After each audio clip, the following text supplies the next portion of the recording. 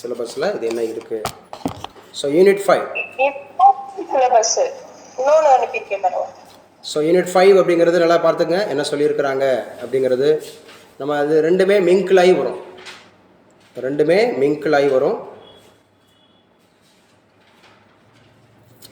அப்போ 1 அப்படிங்கிறது வந்து நமக்கு வந்து சயின்ஸ், அதிலேருந்து எவ்வளோ நம்பர் ஆஃப் கேள்விகள் கேட்பாங்க அப்படிங்கிறத நம்ம படித்தோம். ஸோ ஒவ்வொன்றையும் நம்ம படிக்கும்போது இந்த கேள்விகள் எவ்வளோ இடம்பெறுது அப்படிங்கிறத பார்த்துக்கங்க. ஸோ நம்ம இன்னையிலேருந்து நம்ம ஆரம்பித்த மாதிரி ஃபஸ்ட்டு கிளாஸ் நம்ம என்ன முடித்தோம், கரண்ட் அஃபேர்ஸ். ஆனால் இன்றைக்கி கூடுதலாக யாரை பற்றி பார்த்துருக்கோம், டாக்டர் பிஆர் அம்பேத்கரை பற்றி பார்த்துருக்கோம். ஃபஸ்ட்டு கிளாஸ் டாக்டர் பிஆர் அம்பேத்கரை பற்றி நம்ம ஐஎன்எம்மில் என்ன தேவைப்படும், இந்தியன் பாலிட்டிக் என்ன தேவைப்படும், ஹிஸ்ட்ரிக்கு என்ன தேவைப்படும்ன்றதை பார்த்துருக்கோம். ரெண்டாவது கரண்ட் அஃபேர்ஸ் இன்றைக்கி பார்த்து முடிச்சிருக்கிறோம். மூன்றாவது மேத்தமெட்டிக்ஸில் சிம்பிளிஃபிகேஷன் பார்த்து முடிச்சிருக்கோம், சிம்பிளிஃபிகேஷன்ஸ். நான்காவது செக்மெண்ட் அப்படிங்கிறது இன்றைக்கி நம்ம 5th யூனிட் அப்படிங்கிறது பார்க்க போகிறோம். அந்த 5th யூனிட் அப்படிங்கிறது இது என்ன பழைய இதாக இருக்குது, மழை கேட்குதா? இது நியூ சிலபஸ் இல்லையே, இது ஓல்டு சிலபஸில்.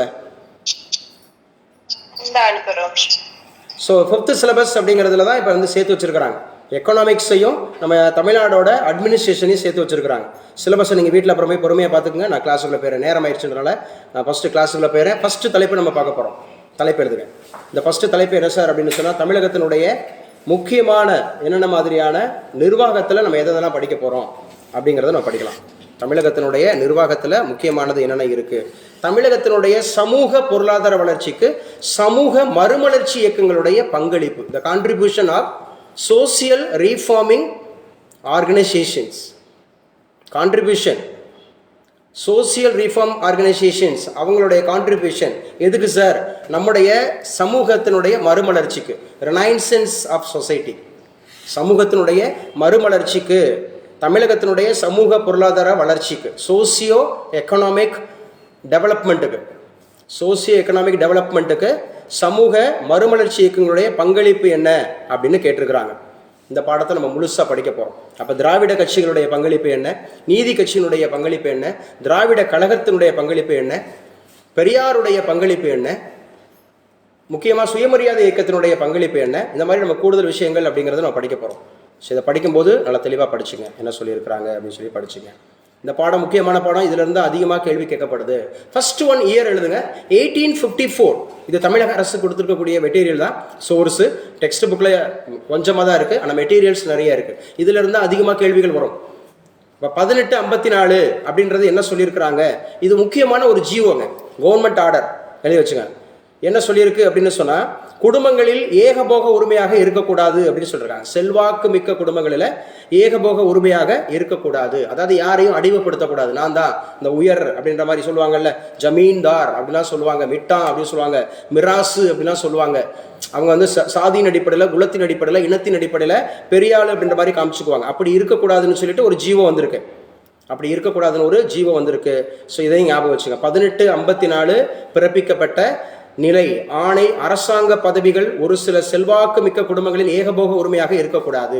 அன்னைக்கு உள்ள காலத்தில் கவர்மெண்ட் ஜாப் அப்படின்னு சொன்னாவே ஒரு குறிப்பிட்ட சாதி, ஒரு குறிப்பிட்ட குடும்பம், ஒரு குறிப்பிட்ட நபர்கள் தான் இருந்துச்சு. அதை இல்லை அப்படின்றத உடைச்சது தான் இந்த 1854 ஜியோ. அப்போ ஞாபகம் வச்சுக்கணும், அரசு உயர் பதவிகள் ஒரு குறிப்பிட்ட சாராருக்கு மட்டும் இருக்கக்கூடாதுங்கிறத உடைச்சது அப்படிங்கிறது இதுதான் அப்படிங்கிறத பார்க்குறோம். அதுக்கப்புறம் எழுதி வச்சுங்க 1871, 1871. ஆமாம், ஆன்லைனில் உங்களுக்கு மெட்டீரியல் ரீச் ஆகுதா? 1871 அப்படிங்கிறது என்ன சொன்னாங்க இங்கே, இதுதான் முதல் அந்தமாக இருக்கக்கூடிய மக்கள் கணக்கீட்டு மேற்பார்வையாளர் அப்படிங்கிற ஒரு குழு ஏற்படுத்தப்படும். இதன் அடிப்படையில் தான் 1872 முதல் கணக்கெடுப்பு நடத்துவாங்க. 1872 முதல் கணக்கெடுப்பு. யாருடைய பிறந்த வருஷம், யாருடைய பிறந்த வருஷம் அப்படின்னு சொன்னால், நம்முடைய வ.உ.சி. சிதம்பரனார், கப்பல் ஓட்டிய தமிழன், செக்கெழுத்து செம்மல் அவருடைய பிறந்த நாள். ஸோ 1871 அவர் முக்கியமானது அப்படிங்கிறத நம்ம பார்க்குறோம். 1871 மக்கள் கணக்கீட்டு மேற்பார்வையாளர் அப்படிங்கிறது, கோர்னிங் அப்படின்ற ஒரு கோர்னிங் பரிந்துரைப்படி ஒவ்வொரு பிரச்சனையும் பிராமண கண்ணாடி மூலம் பார்ப்பது நல்லதில்லை எனவும், இந்து முஸ்லீம் எண்ணிக்கைக்கு ஏற்ப அரசாங்க பதவிகளை வரம்பு விதிக்க வேண்டும் எனவும் கூறப்படுது. இந்த மாதிரி கொட்டேஷனே கேட்டுருவாங்க. கோர்னிங் அப்படிங்கிறவர் எழுதி வச்சுங்க. அதாவது எந்த ஒரு பிரச்சனையாக இருந்தாலும், what ever the problem is, we should not see the eyes of brahmanas, பிராமணர்கள் கண்கொண்டு பார்க்கக்கூடாது, பிராமண கண்ணாடி மூலம் பார்ப்பது நல்லதில்ல, இந்து முஸ்லீம் எண்ணிக்கைக்கேற்ப பார்க்கணும்னு சொல்கிறாங்க. ஏன்னா அன்னைக்கு உள்ள காலங்களில் பிராமணர்கள் தான் எல்லா விதமான பதவிகளிலும் கோல வச்சுறாங்க. அதனால தான் பிராமணர் அல்லாத ஒரு சங்கம்னு உருவாச்சு. அந்த பிராமணர் அல்லாத ஒரு சங்கம் தான் நீதி கட்சியாக உருவாச்சு. இதெல்லாம் முக்கியமானது அப்படிங்கிறத பார்க்கணும். அப்போ 1871 கோர்னிங் அப்படிங்கிற ஒரு பரிந்துரை, பிராமண கண்ணாடியால் பார்ப்பது தவறு. ஸோ இந்து முஸ்லீம் அப்படிங்கிறவங்களுடைய எண்ணிக்கைக்கு ஏற்ப உயர் பதவிகள் இருக்கணும், நோட்ஸ் எடுக்கணும், தெளிவாக நோட்ஸ் எடுக்கணும், நோட்ஸ் எடுத்துட்டு வாங்க. இப்போ தான் வராரு 1876. யாருங்க? அயோத்திதாச பண்டிதர். ரொம்ப ரொம்ப முக்கியமானவர். இவரை பற்றி தமிழ் டெக்ஸ்ட் புக்லேயே வருது. அயோத்திதாச பண்டிதர் அப்படின்னாவே இவர் தான் திராவிடம் அப்படிங்கிறது வேரூன்ற காரணமாக இருந்தவர் நம்ம தமிழ்நாட்டில். திராவிடம் அப்படிங்கிற ஒரு சொல்லு ரொம்ப முக்கியமானவர். இவருக்கு பிறகுதான் 1876 அப்படிங்கிறத ஞாபகம் வச்சேன். 1876 இந்த காலகட்டம் முக்கியமான காலகட்டம் இந்தியாவில். தேசிய மறுமலர்ச்சிங்கிற சாப்டரில் ஐஎன்எம்ல படிச்சிருப்பீங்க. இதில் தான் 1875 ஆரிய சமாஜம் உருவாயிருக்கும். இந்த 1875 அப்படிங்கிறதுல தான் வந்து பார்த்தீங்கன்னா தியோசபிக்கல் சொசைட்டி உருவாயிருக்கும். ஆமாம் தானே? இந்த 1875 தான் அலிகாரி இயக்கம் உருவாயிருக்கும். ஸோ இந்த மாதிரி இயக்கங்கள் உருவாக்கிட்டு இருக்க காலகட்டத்தில் இவர் அத்விதா நந்தா அப்படிங்கிற சபையை ஏற்படுத்துறாரு. 1876 உருவாக்குனவர் யாரு? அயோத்திதாச பண்டிதர். அத்விதா நந்தா சபா வாஸ் ஃபார்ம்டு பை அயோத்திதாச பண்டிதர். அயோத்திதாச பண்டிதர் இதை உருவாக்குறாரு. ஸோ அயோத்திதாசர் பண்டிதர் இதை உருவாக்குறாரு. அதே மாதிரி திராவிட பாண்டியன் என்ற இதழும் உருவாக்குறாரு. ஜேர்னல் திராவிட பாண்டியன் அப்படிங்கிற இதழையும் ஒரு உருவாக்குறாரு. யாரு? நம்முடைய அயோத்திதாச பண்டிதர் அவர்கள். இவரும் பௌத்தத்தை தழுவினவர். இவரும் அம்பேத்கருடைய முன்னோடி அப்படிங்கிற மாதிரி கூட எடுத்துக்கலாம். அம்பேத்கருக்கே முன்னோடி இவர். ரெட்டமலை சீனிவாசன், இந்த அயோத்திதாச பண்டிதர், இவங்கெல்லாம் அம்பேத்கருக்கு முன்னோடி. யாருக்கு? இந்த ஒடுக்கப்பட்ட மக்களுக்காக, தாழ்த்தப்பட்ட மக்களுக்காக, கஷ்டப்படுற மக்களுக்காக, பொருளாதாரத்தில் பின்தங்கி உள்ள மக்களுக்காக போராடியவர்கள் இவங்கெல்லாம் முன்னோடிகள். தமிழகம் தான் முன்னோடியாக இருந்திருக்கு. ஆனால் பாருங்க, தமிழகம் அப்படிங்கிறது மறைக்கப்பட்டிருக்கு, மறைக்கப்பட்ட வரலாறாக இருக்கு. இன்னைக்கு அயோத்திதாச பண்டிதரை பற்றி கேட்டால் யாருக்குமே தெரியாது. ஆனால் இவர் வந்து ஒரு மருத்துவர், டாக்டர், இவர் சித்த மருத்துவர். அதே மாதிரி வந்து பார்த்தீங்க அப்படின்னு சொன்னால் யாரு? ரெட்டமலை சீனிவாசன் அப்படிங்கிறது அட்வொகேட், காந்திஜிக்கே முன்னோடி. காந்திஜியும் அவரும் இப்போ காந்திஜி பேசப்படுற அளவுக்கு ரெட்டமலை சீனிவாசன் பேசப்படுறதில்ல. ஏன்னா அவர் ஷெட்யூல் காஸ்ட் அப்படிங்கிறதுனால. அம்பேத்கர் பேசப்படுற அளவுக்கு அயோத்திதாச பண்டிதர் பேசப்படலை, பிகாஸ் ஆஃப் ஷெட்யூல் காஸ்ட் அப்படிங்கிற மாதிரி. இங்கே தமிழகத்தில் அவரும் ஷெட்யூல் காஸ்ட் தான், டாக்டர் BR அம்பேத்கர். அப்போ ஞாபகம் வச்சுங்க. 1876 அப்படிங்கிறது எந்த அமைப்பு? அத்விதா நந்தா சபா. இதை கேட்பாங்க நாளைக்கு குவிஸ்ல, இது வரும். அத்விதா நந்தா சபா எந்த ஆண்டு ஏற்படுத்தப்பட்டது? 1876. அதே இதில் எந்த இதழ் ஏற்படுத்தப்பட்டது? திராவிட பாண்டியன் அப்படிங்கிறது. ஸோ பிராமண கண்ணாடி கொண்டு பார்க்கக்கூடாதுன்னு சொன்னது யாரு? கோர்னிங். யாருங்க? கோர்னிங் அப்படிங்கிறவர். அப்போ முக்கியமானது 1891 இதையும் எழுதி வச்சுங்க. திராவிட மகாசன சபை தோற்றுவிக்கப்பட்டது 1891. முக்கியமான வருஷம் 1891. இதை வேணால் அசோசியேட் பண்ணிங்க. இவங்கெல்லாம் உருவாக்குறாங்கன்னு தான் கோச்சிக்கிட்டு யார் பேரா? South Africa Berar 1893. காந்திஜி பேரார். இல்லை, நான் சும்மா சொல்கிறேங்க, அது அசோசியேட் பண்ணுறதுக்காக சொல்கிறேன். 1891 இவங்கெல்லாம் சங்கம் ஆரம்பிக்கிறாங்க, இவங்கெல்லாம் ஏதோ பத்திரிக்கை ஆரம்பிக்கிறாங்கன்னு சொல்லிட்டு கோச்சிட்டு போயிட்டார். 1893 அவர் போயிடுறாரு, சவுத் ஆப்பிரிக்கா போயிடுறாரு. விவேகானந்தர் சென்னை இது போயிடுறாரு, சிக்காகோ போயிடுறாரு, அமெரிக்கா போயிடுறாரு.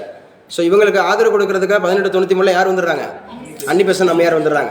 இந்த காலத்தில் சூப்பர் நல்ல ஒரு இயக்கம் ஆரம்பிச்சிருக்கிறாங்கன்னு யார் பிறந்துடுறா? ஜிடி நாயுடு பிறந்துடுறாரு. யாருக்கு திருமணம் நடக்குது? சரோஜி நாயுடுக்கு திருமணம் நடக்குது. யார் வந்து கணபதி ஃபெஸ்டிவல் வைக்கிறா? திலகர் வைக்கிறார். இதெல்லாமே 1893. இதெல்லாம் எந்த வருஷம்? 1893. அப்ப அயோத்திதாச பண்டிதர் அவர்களால் திராவிட மகாசனை சபை தோற்றுவிக்கப்பட்ட ஆண்டு இது 1891. அப்ப திராவிட பாண்டியன் என்ற இதழ் வெளியிடப்பட்ட ஆண்டு இது 1876. அடுத்து ரெட்டமலை சீனிவாசன். இவரும் பாருங்க, ரெட்டமலை சீனிவாசன் அப்படிங்கிறவர் ரொம்ப ரொம்ப முக்கியமானவர். 1891 அதே வருஷம் இவர் திராவிட மகாசன சபை அப்படிங்கிறத தோற்றுவித்த போது அவர் பறையர் மகாசன சபை அப்படிங்கிறத தோற்றுவிக்கிறார். ஸோ பறையர் மகாசன சபையை தோற்றுவித்தவர் யார்? ரெட்டமலை சீனிவாசன். ரெட்டமலை சீனிவாசனை பற்றி நீங்கள் வந்து ஃபுல் அந்த மாதிரி இருக்கக்கூடிய விக்கிபீடியா படிக்கணும், ஃபுல் படிக்கணும். ஸோ இங்கே இருக்க பாடத்துக்கு மட்டும் படித்து நாளைக்கு நான் ஞாபகப்படுத்துங்க. ரெட்டமலை சீனிவாசனை பற்றியும் அயோத்திதாச பண்டிதரை பற்றியும் ஃபுல் டீட்டெயில் படிப்போம், அவங்களுடைய விக்கிபீடியா. அப்போ தான் நீங்கள் கொஸ்டின்ஸ் எந்த கேள்வி கேட்டாலும் அடிக்க முடியும் அப்படிங்கிறது. அப்போ 1892 இது ஆதி திராவிட மகாசன சபை என்று மாற்றப்படுகிறது. அப்போ 1891 பறையர் மகாசன சபை. 1891 திராவிட மகாசன சபை. திராவிட மகாசன சபை என்று தோற்றுவித்தவர் யார்? அயோத்திதாச பண்டிதர். அதை பறையர் மகாசன சபைன்னு தனியாக ஆரம்பிச்சவர் யாரு? ரெட்டமலை சீனிவாசன். அது 1892 எவ்வாறு பெயர் மாற்றம் செய்யப்படுகிறது? ஆதி திராவிட மகாசன சபை அப்படிங்கிறத ஞாபகம் வச்சுங்க. முக்கியங்க, இதெல்லாம் கடந்து வந்த பாதை. இதுல இருந்து கேள்விகள் அதிகமாக வரும். இது குரூப் 1, குரூப் 2, குரூப் 4க்கு யூனிட் நம்பர் 5 தமிழகத்தினுடைய நிர்வாகம் அப்படிங்கிறதுல. அடுத்து வச்சுங்க 1908 1908 என்ன நடக்குதுன்னா, சங்கரன் நாயர் அப்படிங்கிறவருடைய சங்கரன் நாயர் இவர் வந்து ஒரு ஜஸ்டிஸ், நீதிபதி. 1908 சங்கரன் நாயர் என்பவருடைய வர்ண ஜாதி முறை அப்படிங்கிறது, இந்த வர்ணம் என்கிற ஜாதி முறை அகற்றப்படாத வரை அரசியல் முன்னேற்றம் சாத்தியம் இல்லை. இந்த கூற்றுக்கு சொந்தக்காரர் யார் கேட்பாங்க. there is no chance in political improvement. There is no chance in political improvement when you remove varnashram. When you remove varnashram. varnashram அப்படிங்கிற ஜாதி முறை, வேதவியாசர் கொண்டு வந்த இந்த ஜாதி முறை பிற்கால இந்தியாவில் கொண்டு வந்த, அதாவது வந்து வேதகால பிற்கால வேதகாலத்தில் கொண்டு வந்த இந்த ஜாதி முறை வர்ணாசிரம கோட்பாடு. நெற்றியில் பிறந்தவன் பிராமணன், மார்பில் பிறந்தவன் சத்திரியன், வயிற்றில் பிறந்தவன் வைசியன், காலில் பிறந்தவன் சூத்திரன் அப்படின்றதான் இந்த வர்ணாசிரம். இந்த அவர்ணாஸ் அப்படின்னு சொல்லுவாங்க. இதில் அடங்காதவர்கள் இன்னைக்கு இருக்கக்கூடிய ஷெட்யூல் காஸ்டில் இருக்கிறவங்க எல்லாருமே அவர்ணாஸ். அவங்க சூத்திரர்கள் அவர்கள் கிடையாது. அப்போ யாருங்க இந்த சூத்திரர்கள்? காலில் பிறந்தவர்கள் யார் அப்படின்னா இன்னைக்கு இருக்கக்கூடிய பிசி எம்பிசி. அப்படிதான் அந்த வர்ணாசிரம கோட்பாடு சொல்லுச்சு. வர்ணாசிரம கோட்பாடு அப்போ யாருங்க சொல்லியிருக்கிறா? அரசியல் முன்னேற்றம் சாத்தியமில்லை. எதை ஒழிக்காம? வர்ணம் என்கிற ஜாதி முறையை கொண்டு வந்தவர் யார்?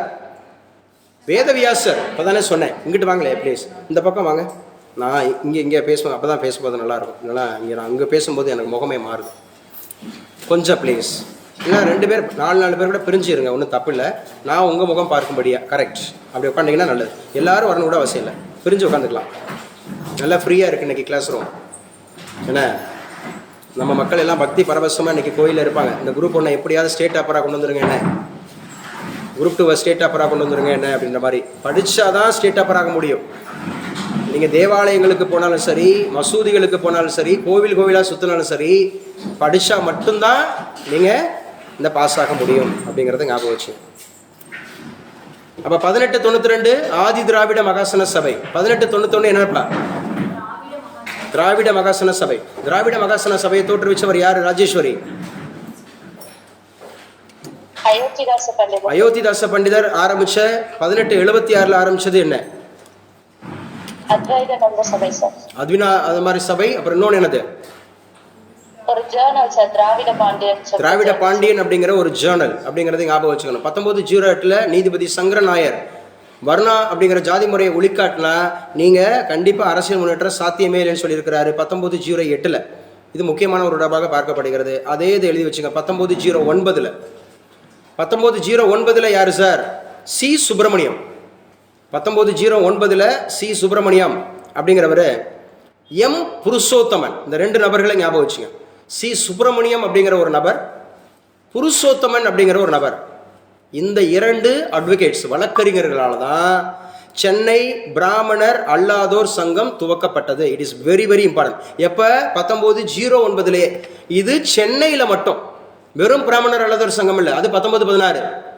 பிராமணர் அல்லாதோர் சங்கம்ன்றது தனியாக பார்த்தீங்கன்னா 1916. இது சென்னை பிராமணர் அல்லாதோர் சங்கம். சென்னை பிராமணர் அல்லாதோர் சங்கம் உருவாக்குனது யாரு? ஒருத்தர் சி சுப்பிரமணியம், இன்னொருத்தர் வந்து புருஷோத்தமன். 2 நபர்கள் உருவாக்கி இருக்கிறாங்க. சரியா? சென்னை நான் பிராமின்ஸ் அசோசியேஷன். சென்னை நான் பிராமின்ஸ் அசோசியேஷன் 1909. இந்த 1909 நீங்கள் ஐஎன்எம்ல இன்னொரு நிகழ்வாக நீங்கள் அசோசியேட் பண்ணீங்க அப்படின்னு சொன்னால் இதுக்கு பேர் மிண்டோ மார்லி ரீஃபார்ம்ஸ். இந்த மிண்டோ மார்லி ரீஃபார்ம்ஸ் அடிப்படையில் தான் யாருக்கு என்ன சலுகை வழங்கப்படுது.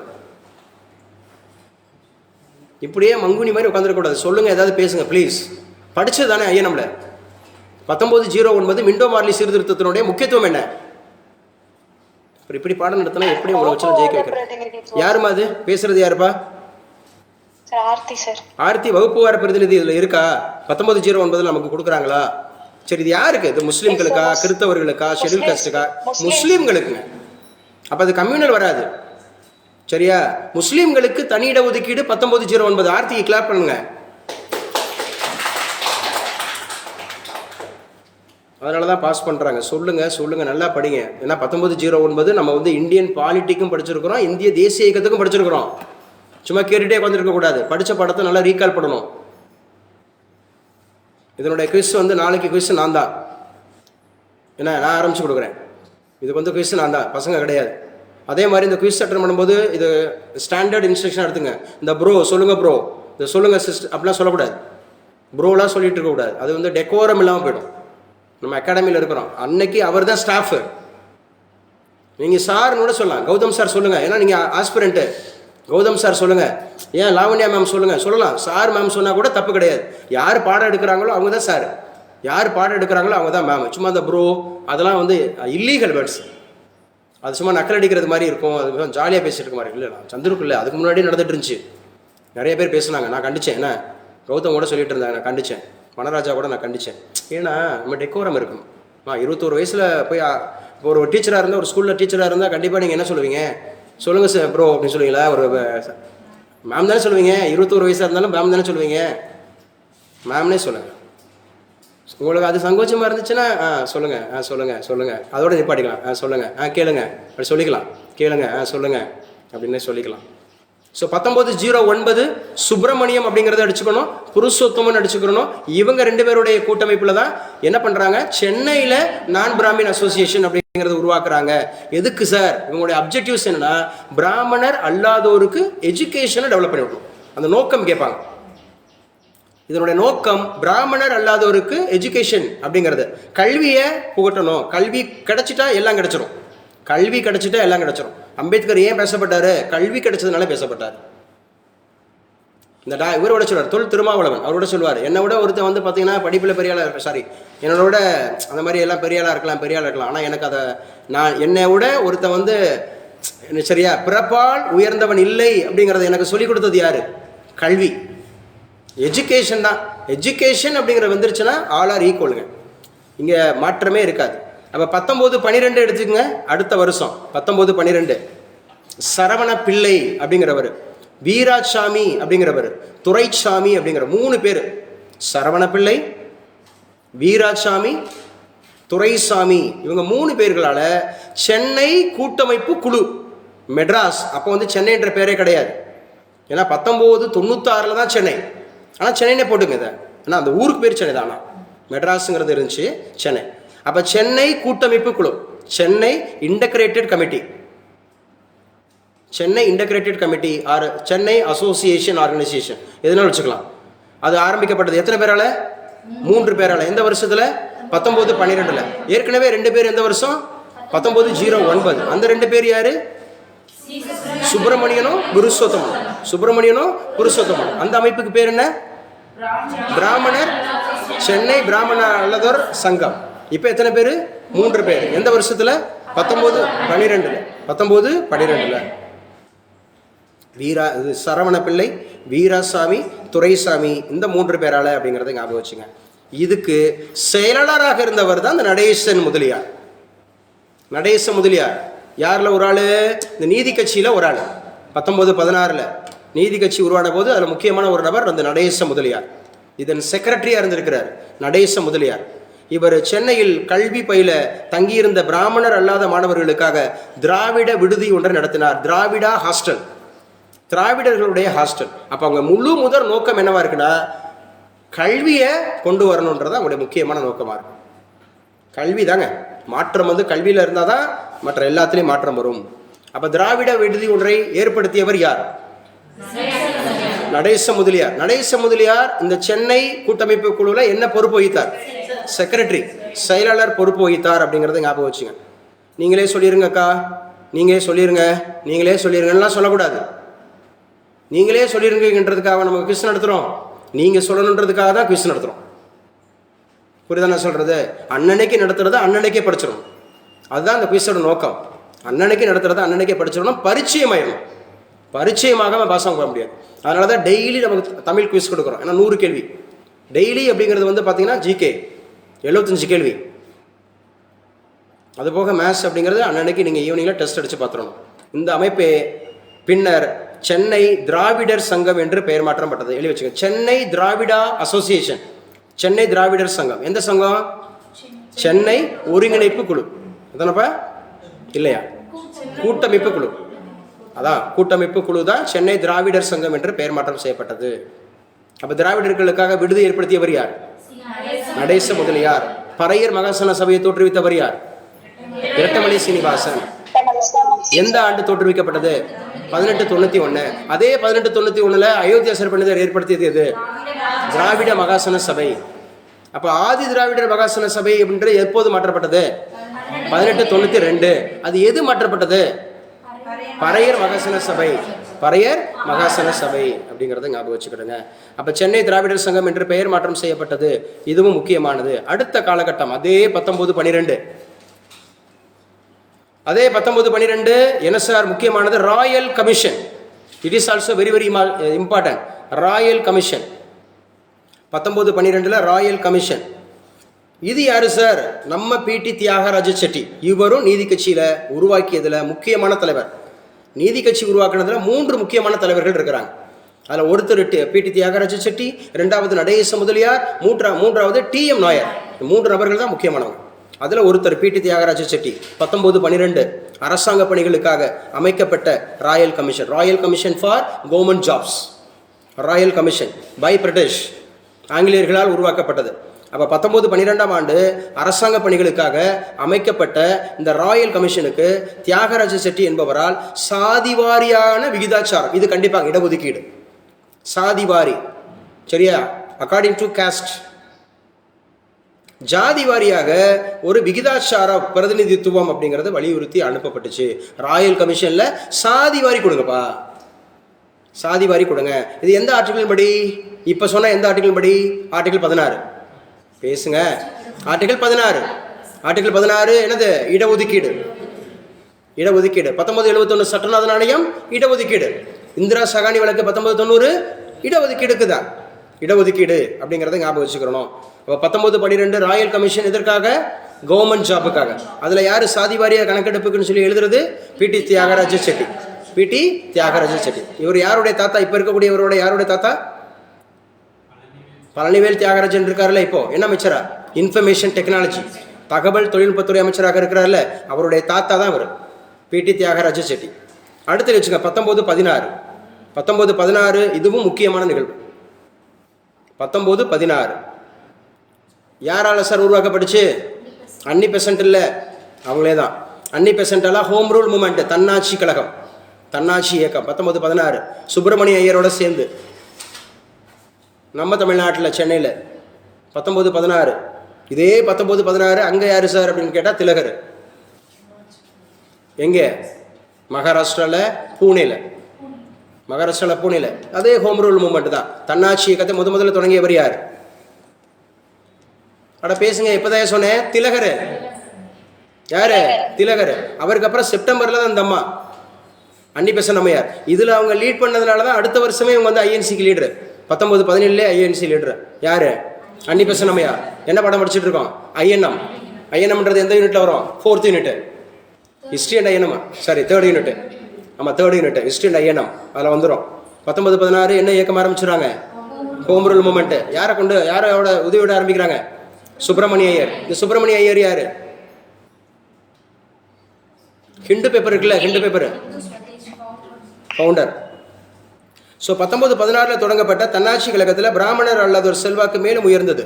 அதே ஆண்டு நடைபெற்ற இம்பீரியல் சட்டமன்ற தேர்தல், எழுதி வச்சுக்க, 1916 இம்பீரியல் லெஜிஸ்லேட்டிவ் அசம்பிளி எலெக்ஷன். 1916 நடைபெற்ற தேர்தல் இம்பீரியல் லெஜிஸ்லேட்டிவ் அசம்பிளி எலெக்ஷன். இந்த தேர்தலில் பிராமணர் அல்லாதோர் வேட்பாளர்கள் அனைவரும் தோற்கடிக்கப்பட்டது வேதனைக்குரியதானது. இவர்கள் காங்கிரஸை சேர்ந்தவர்கள் என்பது குறிப்பிடத்தக்கது. இம்பீரியல்ல யார் யாரெல்லாம் பிராமணர் அல்லாதோர் இருக்காங்களா அவங்கள பூரா தேர்தலில் தோற்கடிச்சிட்டாங்க. குறிப்பிடத்தக்கது.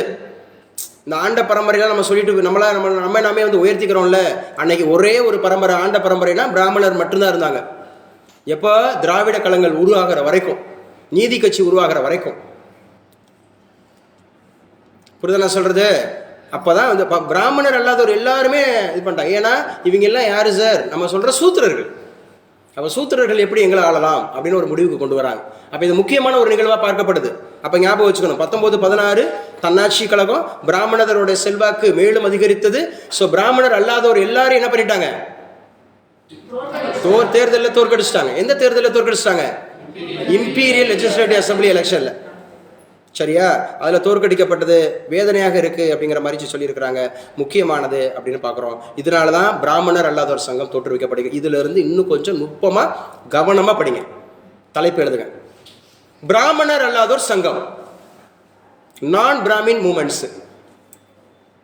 பிராமணர் அல்லாதவர் சங்கம் அப்படிங்கிறது நான் பிராமின் மூமெண்ட்ஸு எங்கே சார் உருவாக்குனாங்க? விக்டோரியா ஹாலில், சென்னையில் இருக்கக்கூடிய விக்டோரியா ஹாலில். சதாவதானி என்று அறியப்படுபவர் யாரு? செய்குதம்பி பாவலர். சரியா? இவரும் எந்த ஹாலில் தான் அதை நிகழ்த்தினாரு? விக்டோரியா ஹாலில் தான் நிகழ்த்தினார். விக்டோரியா ஹாலில் தான் நிகழ்த்தினார். எதை நிகழ்த்தினாரு? ஒரே நேரத்தில் 100 காரியங்களில் கவனம் செலுத்துறது. ஒரே நேரத்தில் எத்தனை காரியங்கள்ல? 100 காரியங்களில் கவனம் செலுத்துறாங்கன்னா அவங்களுக்கு பேர் என்ன? சதாவதானி. செய்குதம்பி பாவலர், விக்டோரியா ஹால், சென்னை. ஞாபகம் வச்சுக்கணும். அப்போ சென்னையில் விக்டோரியா ஹாலில் 1916 நவம்பர் 20 1916 நவம்பர் 20 தான் தென்னிந்திய நல உரிமை சங்கம், சரியா, சவுத் இண்டியன் வெல்ஃபேர் அசோசியேஷன், தென்னிந்திய நல உரிமை சங்கம், வேலை வாய்ப்பு மற்றும் இது எதுக்கு sir? It is for employment and higher education. வேலை வாய்ப்பும் கொடுக்கணும், உயர்கல்வியிலையும் கற்றுக்க வைக்கணும். வேலை வாய்ப்பு கொடுக்கணும், உயர்கல்வியில் அவங்கள பெரிய ஆளாக்கணும் அப்படிங்கிறதுக்காக தோற்றுவிக்கப்பட்டது. யார் சார்? அந்த 3 நபர்கள் முக்கியமானவங்க. ஒருத்தர் டி.எம். நாயர், இன்னொருத்தர் தியாகராஜ செட்டி, அதுக்கப்புறம் நடேச முதலியார். இவர்களோடு சேர்ந்து பனகல் அரசர், பனகல் அரசர் இவங்களோட சேர்ந்து முக்கியமான நபர். எப்போ? தென்னிந்திய நல உரிமை சங்கத்துக்கு இந்த 4 பேர். ஆனால் நீங்கள் அந்த அதுதான் பின்னால் பேர் மாற்றப்படும். இந்த பிராமணர் அல்லாதவர் சங்கம், அதுக்கப்புறம் தென்னிந்திய நல உரிமை சங்கம், இதெல்லாம் மாறி தான் என்ன பேர் ஆயிரும்? நீதி கட்சின்னு மாறும், ஜஸ்டிஸ் பார்ட்டின்னு மாறும். பேர் 1917 மாற்றுவாங்கன்னு வச்சுக்கோங்க. ஸோ 1916 நவம்பர் 20 ஞாபகம் வச்சுக்கணும். டேட்டு முக்கியம். ஏன்னா 4 ஆப்ஷன்லையுமே 1916 இருக்கும். ஒன்று நவம்பர் 26 இருக்கும், ஒன்று நவம்பர் 20 இருக்கும். என்ன அதிலே கொண்டு வந்துடுவாங்க. அப்போ ஞாபகம் வச்சுக்கணும். நவம்பர் 20 1916 நவம்பர் 20 முக்கியமானது.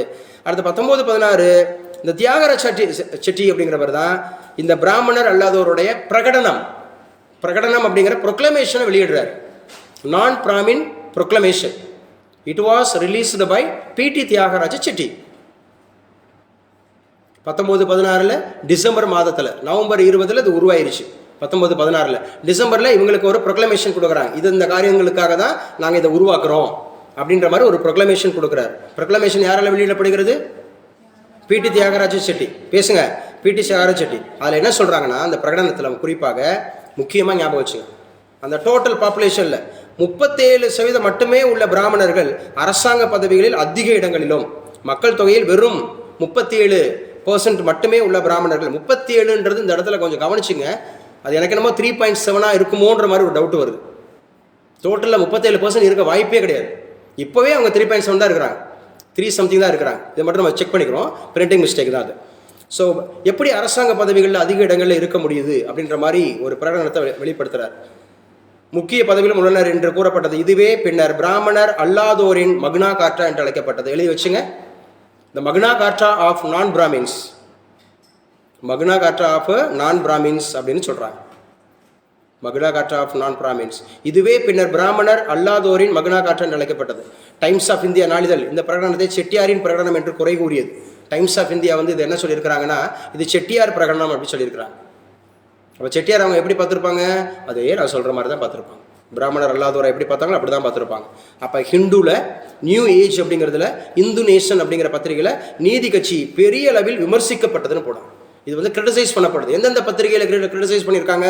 1 Times of India, 2 Hindu, Hindu Nation, அதே மாதிரி இந்து பேப்பரு, இந்து நேஷனுங்கிற பேப்பரு, நியூ ஏஜ் இதெல்லாம் வந்து ரொம்ப கடுமையாக வந்து என்ன பண்ணுறாங்க? விமர்சிக்கிறாங்க.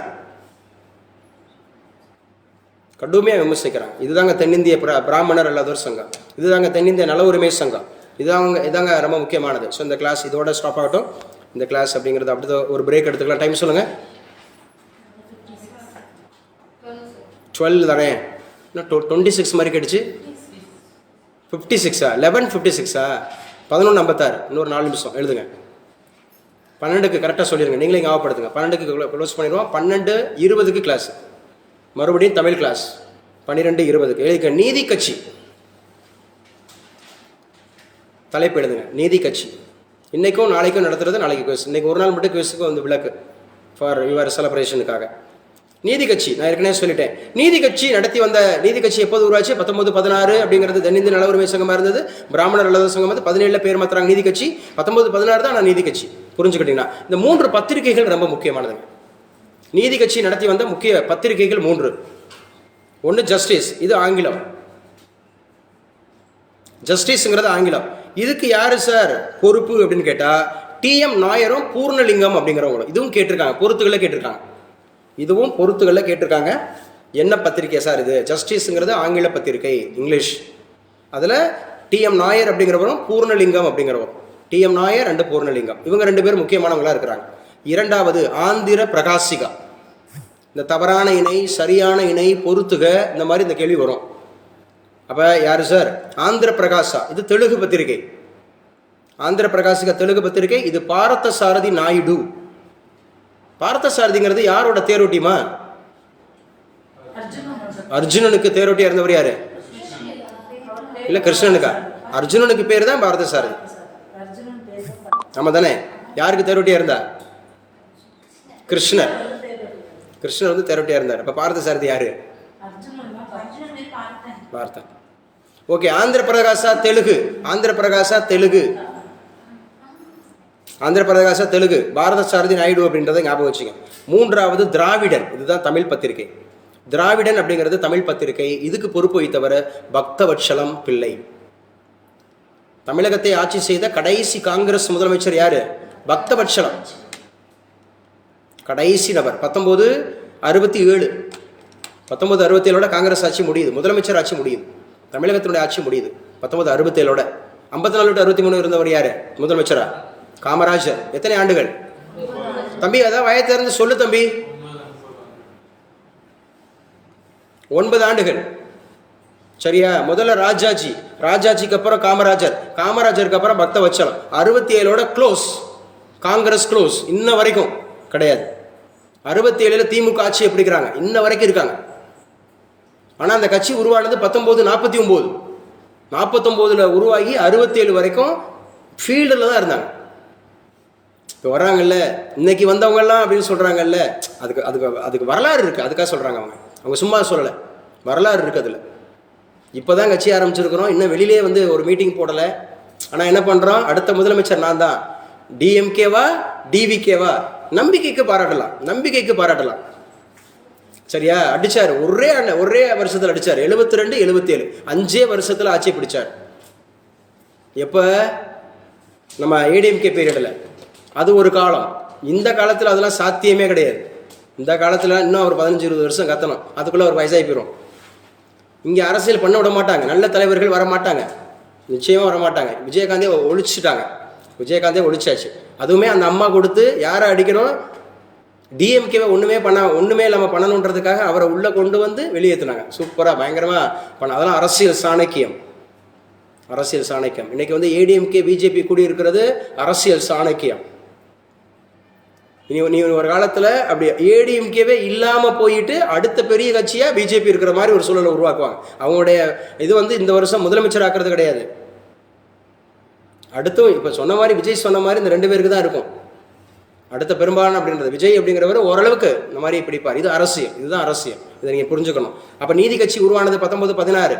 ஸோ அவங்க நடத்தி வந்த பத்திரிகை 3 பத்திரிகை. ஒன்று ஜஸ்டிஸ் பார்ட்டி. ஜஸ்டிஸ் பார்ட்டி அப்படிங்கிறது ஒன்று வந்து ஜஸ்டிஸ்ங்கிறது என்ன பத்திரிகை?